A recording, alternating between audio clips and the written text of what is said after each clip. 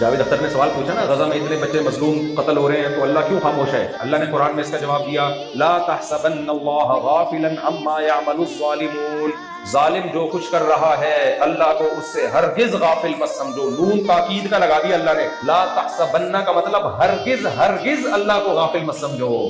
سوال پیدا ہوتا ہے اللہ تو کہہ رہا ہے مجھے ترس بھی آ رہا ہے مظلوم پہ، ظالم پہ غصہ بھی آ رہا ہے، اللہ ہرگز غافل نہیں ہے، تو پھر سزا کیوں نہیں دے رہا؟ اس کا بھی اللہ نے جواب دیا، انما یؤخرهم لیوم تشخص فیہ الابصار، میرا ایک قاعدہ ہے، دنیا میں ظلم بھی چلے گا، انصاف بھی چلے گا، رحمت بھی چلے گی اور غضب بھی چلے گا، یہ دنیا میں سب کچھ ہوگا۔ اب تمہیں جب یہ اشکال ہوگا کہ برائی کو خدا نے برداشت کیوں کیا ہوا ہے، کیا خدا سے غیرت ختم ہو گئی ہے؟ نہ نہ نہ، اللہ اپنے نبی کی زبان سے کہلوائے گا کہ میں سب سے زیادہ غیرت والا اور اللہ مجھ سے بھی زیادہ غیرت والا۔ جب زمین پہ کوئی برائی ہوتی ہے تو مجھے اور آپ کو اتنی غیرت نہیں آتی جتنی اللہ کو آتی ہے، مجھے اور آپ کو اتنا غصہ نہیں آتا جتنا اللہ کو آتا ہے، تو پھر اللہ انتقام کیوں نہیں لیتا؟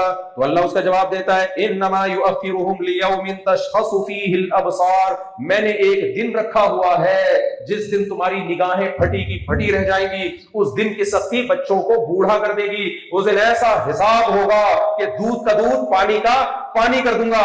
ایک بے سینگ والی بکری سے بھی حساب لیا جائے گا کہ سینگ والی بکری نے تجھے کیوں مارا، اتنا سخت حساب کتاب ہوگا کہ تم پکار اٹھو گے کہ اللہ سے زیادہ کوئی حساب لینے والا نہیں ہے۔ مالی ہادل کتاب، قرآن کے الفاظ ہیں، میرے کوئی الفاظ نہیں ہے، کہ جس ظالم کا حساب لیا جائے گا نا وہ کہے گا مالی ہادل کتاب لا یغادر صغیرۃ ولا کبیرۃ الا احصاها۔ او بھائی ایسا حساب و کتاب تو میرے ذہن میں تصور، دنیا میں تو اس کی مثال نہیں ملتی کہ میری زندگی میں جو نیکی میں نے ایک بھی نیکی اگر چھپ کے کی ہو وہ بھی آج میرے سامنے آ گئی، کوئی نیکی میں نے غار میں اندھیرے میں کوئی برائی میں نے چھپ کے کی ہو وہ بھی آج میرے سامنے آ گئی۔ لا یظلم ربک احدا، اللہ کہتے ہیں تیرا رب کسی کے ساتھ ظلم نہیں کرے گا، نہ ہونے دے گا۔